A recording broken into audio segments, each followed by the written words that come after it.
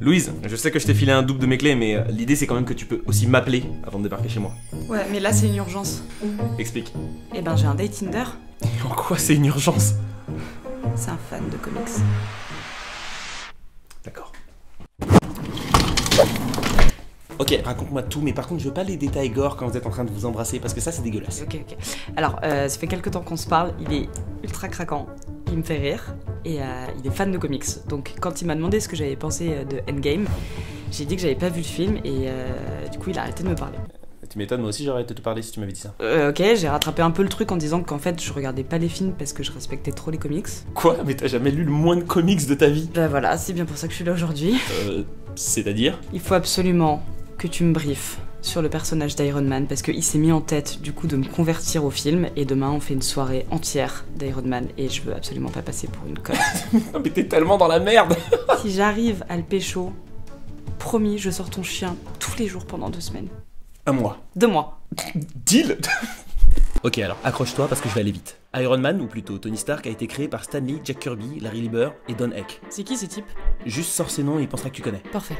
Sa première apparition dans les comics était en 1963 dans Tales of Suspense. Et ce qui est assez intéressant, c'est que le personnage a été initialement créé autour d'un pari. De réussir à créer un type détestable et pourtant populaire. On est en plein milieu de la guerre froide.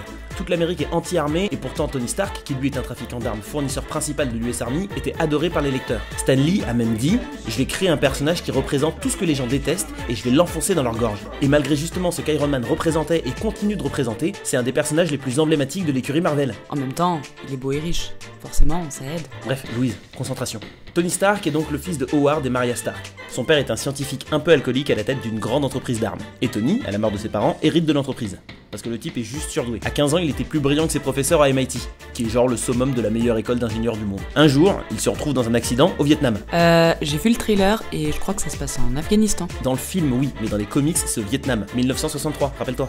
Donc il est blessé et capturé par un groupe armé. Mais genre grave blessé, en gros, il a des éclats de métal qui se rapprochent de son cœur. En captivité, il construit avec un physicien un réacteur qui empêche les éclats de le tuer, et construit une super armure dans la foulée. Et avec cette armure, il s'échappe et décide de devenir un super-héros, Iron Man. Plus tard, il deviendra même un des membres d'une des plus grandes organisations de super-héros, les Avengers. Ce qui est aussi intéressant, c'est qu'il y a 2 personnages récurrents dès le début des comics qui reviennent aussi dans les films. C'est Pepper Potts, sa secrétaire, et Happy Hogan, son chauffeur. À tous les coups, il se tape sa secrétaire. Oui. Enfin, non, dans les comics, initialement, elle se marie avec Happy. Le chauffeur, donc. Oui, et puis c'est un ancien boxeur aussi, enfin bref. Passons au pouvoir d'Iron Man. Il est riche. Entre autres. C'est un génie de la physique, de la mécanique, il construit un nombre incalculable d'armures avec différentes technologies, de la première armure faite dans une grotte vietnamienne, à l'extrémis, que Tony Stark peut activer par la pensée. Chaque armure est différente et offre son nombre de possibilités en fonction de l'adversaire. Extrémis? En gros, l'armure est collée à sa peau et dans ses os, et il peut l'activer par la pensée. C'est d'ailleurs cette armure qui a inspiré l'armure Nanotech dans le film Infinity War. C'est quoi ça? Oh, il va te falloir plus qu'un seul cours si tu veux garder le coco. Il s'appelle Stéphane.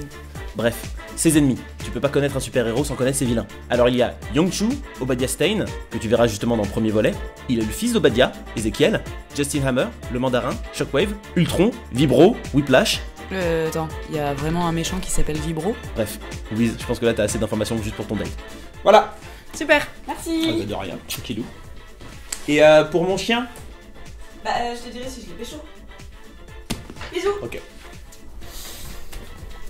Tinder. C'est vrai que c'était pas mal ce truc-là, quand même.